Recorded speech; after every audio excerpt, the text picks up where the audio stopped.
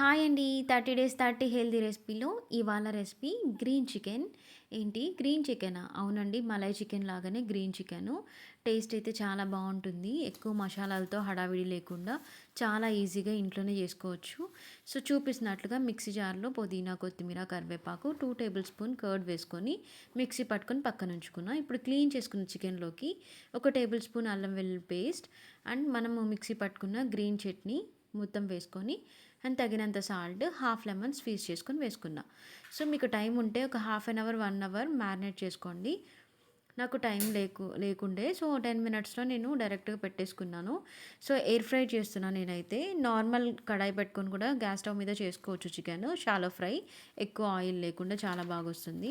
నేనైతే ఎయిర్ ఫ్రైలో చేశాను. 185 degree సెల్సియస్‌లో 15 minutes.